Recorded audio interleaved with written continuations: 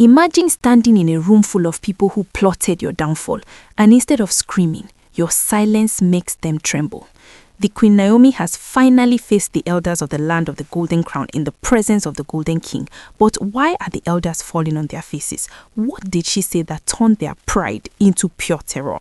This is not just a story of a comeback, it is a story of divine vindication.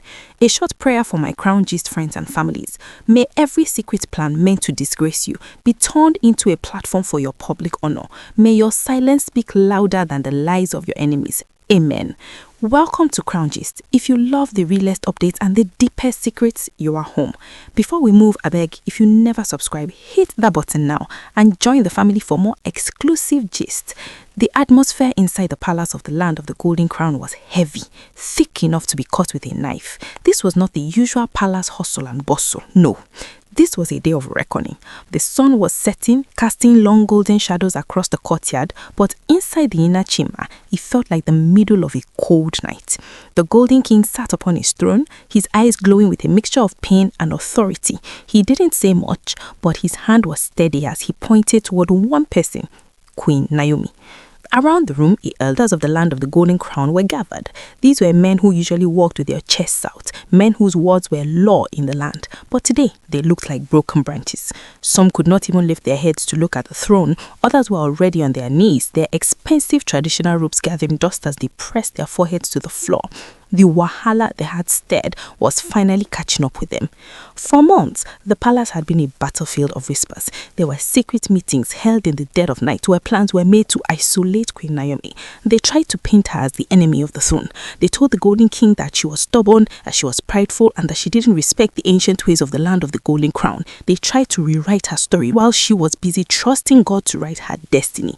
But as the Golden King continued to point at her, inviting her to speak, a supernatural silence fell. It wasn't the kind of silence that comes from fear, it was the weight of survival.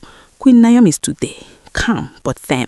Her face bore the marks of a woman who had carried enough tears for a lifetime, yet her eyes were clear.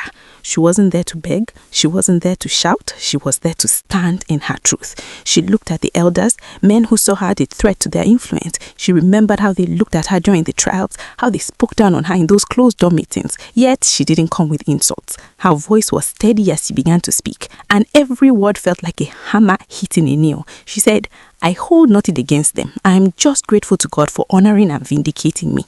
I am glad they now know that my God saves and delivers his own. The elders shifted uncomfortably.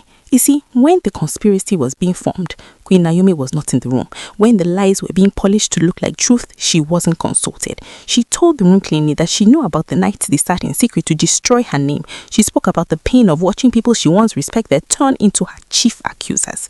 Imagine the betrayal of my Crown Gist friends and families. These were the elders whose duty was to protect the truth, but instead they chose to bury it under a mountain of deception. She admitted with a cracked voice that it broke her heart. She didn't pretend to be a superhero. She told the Golden King that there were nights she couldn't sleep, moments where she questioned her own strength because human beings have a limit to what they can endure. She looked directly at the Golden King, the man she had never stopped loving despite the chaos. She made it clear she never fought him, she never plotted against his throne, she never tried to pull anyone down. Her only sin was refusing to bow to the lies they were weaving. And for that, they labeled her a rebel. But she told them all that standing for the truth is always mistaken for rebellion by those who benefit from deception. The intensity in the room was suffocating. The elders knew they hadn't just attacked a woman, they had attacked a woman backed by a higher power. They realized that while they were playing politics, she was winning her battles on her knees. The Golden King watched her with an intensity that showed that he was re-evaluating everything and everyone around him. The people he thought were his most loyal advisors were the ones who had tried to poison his ears against his own wife. The wahala was no longer about her. It was about the integrity of the throne itself. Queen Naomi reminded them that even when they summoned her and spoke to her like a child, she still greeted them with the respect their titles deserved. When they insulted her, she didn't reply with fire. She went home and prayed for them. Why? Because she knew that her God didn't need her to fight dirty. He didn't need her to leak secrets or shout on the streets. He just needed her to stand strong. As she spoke, you could see the fear in the eyes of the elders. It wasn't the fear of a physical whip, but the fear of a truth that cannot be hidden any longer. They tried to isolate her, but God surrounded her. They tried to silence her, but God was now speaking for her so loudly that the whole of the land of the Golden Crown could hear. This was the beginning of the great unraveling. The palace was no longer just a place of royalty. It had become a courtroom where justice was being served not by man but by the heaven. The Golden King leaned forward, his eyes narrowing as he watched the sweat drip from the foreheads of the elders. You could see that the weight of Queen Naomi's words was sinking into the very foundation of the throne. It is one thing to face an enemy who is shouting, but it is another thing entirely to face a woman who is speaking from a place of divine peace. Queen Naomi continued, her presence filling the room in a way that made the high ceilings feel small. She looked at the elders who were still trembling on the floor. She told them that she could see their fear now, but she wanted them to understand something very important. It was not fear that brought her peace. It was justice. It was not their late-night apologies that restored her dignity. It was God. Forgiveness, she said, her voice like a cool breeze over a burning fire, is not something you beg for with your mouth while you are still making excuses for your actions in your heart. True forgiveness follows accountability. That word, accountability, hit the room like a physical blow. The elders knew exactly what she meant. They had hoped that by falling on their faces and crying for mercy, they could skip the part where they admit exactly what they did. They wanted the Golden King to just settle the matter and move on. But Queen Naomi was making it clear that the era of hiding behind titles and sacred meetings was over. She explained to the Golden King that during her time away, when the rumors were flying and people were using her name for clout on social media, she remained silent for a reason. She knew that defending yourself too early sometimes gives power to the very lies you are trying to kill. She chose to let the lies grow until they became so heavy they crushed the people who told them. She spoke about the nights of isolation. Imagine being a queen, yet you are treated like a stranger in your own home. She talked about how certain people like Olori Shadow had been part of the atmosphere that made the palace feel like a cage. She mentioned how others had watched as the narrative against her was being built, brick by brick, word by word, until the wall was so high she couldn't see the light. But even in that pain, she told the Golden King something that made everyone gasp. She told him that she never stopped loving him. She never stopped praying for the success of his reign, even when the elders of the land of the Golden Crown were pushing a narrative that painted her as a dangerous woman. She was in her private room, asking God to give the king wisdom to see through the smoke and rumors. The wala in the palace was not just about a marriage. It was about a power struggle. These elders had benefited from the division. They knew that as long as there was confusion between the king and his queen, they could whisper in his ear and control the direction of the kingdom. They wanted a queen they could control, not a queen who was chosen by a power higher than theirs. Queen Naomi looked at the elders and told them she was not rejoicing over their disgrace. She wasn't happy that their names were not being questioned in every corner of the land of the Golden Crown. She said she found no joy in seeing men of their age brought so low. But she reminded them that God is a God of order. When you try to touch who he has chosen, you are inviting a harvest you cannot handle. She told the story of a particular meeting, a meeting where they thought they were alone. They had spoken down on her, calling her names and no woman should ever hear. They thought their words were buried in the walls of the palace. But she told them that the same God who heard her cries in the middle of the night was also present in that meeting, taking notes.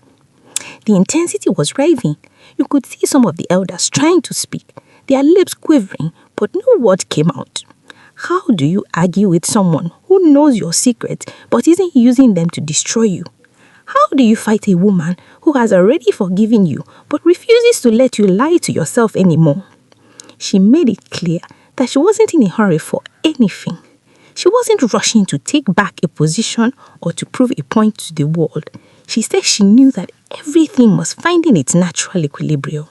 The truth was coming out like the morning sun, and there was no cloth big enough to cover it. Then the golden king turned his gaze from the queen to the men on the floor. The silence that followed was terrifying.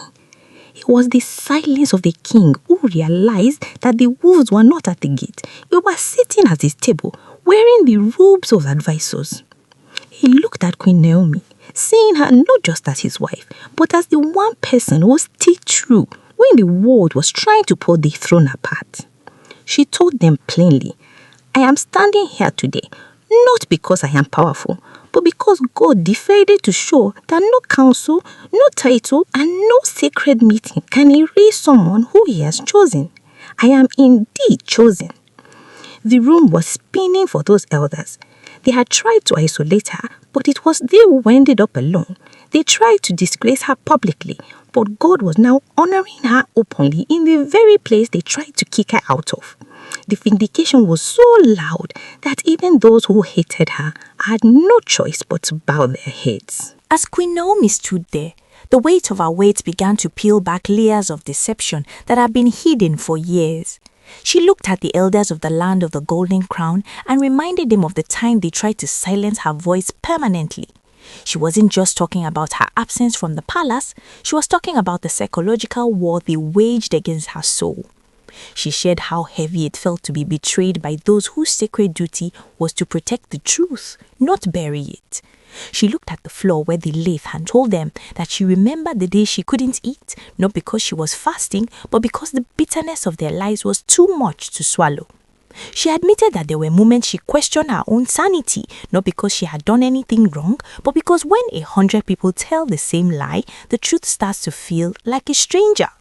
"You thought you were burying me," she said, her voice barely above a whisper, but carrying the force of the storm. "But you didn't know I was a seed. The more dirt you piled on me, the more I grew in the dark." The Golden King shifted on his throne, his face unreadable, but his aura radiating a cold fury. He was hearing things he never knew existed, details of secret meetings where his name was used to validate cruelty. He realized that while he was busy ruling the kingdom, a shadow government of elders was trying to rule his household. Queen Naomi didn't stop there. She mentioned how they used the ancient traditions as he should for their personal ambitions. They claimed they were protecting the land of the Golden Crown from her influence, but in reality, they were protecting their own power. They feared her because she could not be bought and she could not be bullied. She told them that her silence during the storm was her greatest weapon. By refusing to fight dirty, she allowed their own dirt to rise to the surface and choke them. She spoke about the people who were supposed to be her sisters and companions, like Ulori Shadow and TikTok Ulori. She described the coolness that met her in the hallways and the way whispers would stop the moment she entered a room. It was a coordinated effort to make her feel like an outcast in her own home. But she looked at the Golden King and said, "My king, even when the ears of men were poisoned against me, I trusted that your heart will eventually hear the truth. I didn't need to shout to be heard, I just needed to be right." The intensity in the palace was now at a breaking point. One of the others tried to mutter an excuse, something about protecting the traditions, but the Golden King silenced him with a single look. The time for excuses was over. The wahala had reached its peak. Queen Naomi reminded them that she had already forgiven them long before they knelt down to beg. She forgave them because she realized that carrying hatred would only make her a prisoner of the same people who hurt her. She explained that she didn't want war or division. All she ever wanted was fairness. She didn't want to be a sacrifice for someone else's ambition or a pawn in a palace game. She had survived the isolation, the disgrace, and the public shaming, and she had come out on the other side with her head held high. She was a living testimony that when humans abandon you, God steps in personally to build a new path. The room was filled with a sense of awe. Even the palace guards, who had seen many things, stood in silence, moved by the strength of the woman before them. She had turned a moment of potential revenge into a moment of pure grace. but she made sure they understood that grace does not mean the absence of consequences. The truth was out, and the land of the golden crown would never be the same again. She concluded this part of her speech by looking at the gathered crowd and saying, "I am glad you all now see that my God is not a God of confusion. He is a God of justice." The elders remained on the ground, but now they weren't just begging for mercy, they were mourning the loss of their own reputation. They had tried to destroy a queen, but they only succeeded in exposing themselves. The Golden King finally stood up from his throne. The sound of his royal beads clashing was like thunder in the silent hall. He walked down the steps until he was standing right in front of Queen Naomi, and for a moment, the world stopped spinning. He looked at her, then he looked at the elders who were still shivering on the floor like children caught in a rainstorm. Queen Naomi did not flinch. She stood her ground, her face shining with a peace that can only come from heaven. She told them all one last thing that broke the remaining pride of the elders. She said, "You tried to use my silence as a weapon against me, telling the world I was guilty because I didn't speak. But my silence was not weakness, it was an invitation for God to take the stage." She looked at the Golden King and whispered that she was back, not because she was hungry for power, but because the truth had finally found its home. She reminded everyone that she is not in a hurry for anything. She is not rushing to prove a point or to fight those who hate her. She knows that in the land of the Golden Crown, everything is now finding its natural balance. The darkness has been chased away by the light of her vindication. She spoke about how God heals a name that has been dragged through the mud. She told the elders that while they were busy using their titles to oppress her, God was using her tears to wash her paths. She is indeed a living testimony. She looked at the elders of the land of the Golden Crown and told them clearly, "I have forgiven you, but do not mistake my forgiveness for forgetfulness. The lessons of this season will guide the future of this kingdom." The Golden King then turned to the elders with a voice that shook the palace walls. He told them that the era of secret meetings and palace conspiracies was over. He realized that the woman they tried to destroy was actually the pillar of spiritual strength he needed by his side. The wahala that was meant to scatter the palace has ended up making the bond between the king and his queen stronger than ever before.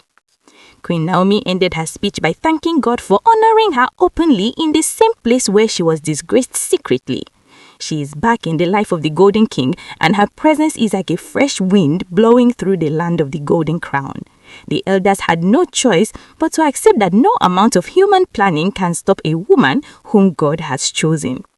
My dear Crown Gist friends or families, this story is deep, and it teaches us that no matter how many people gather to rewrite your story, if God is the one holding the pen, their ink will eventually run dry.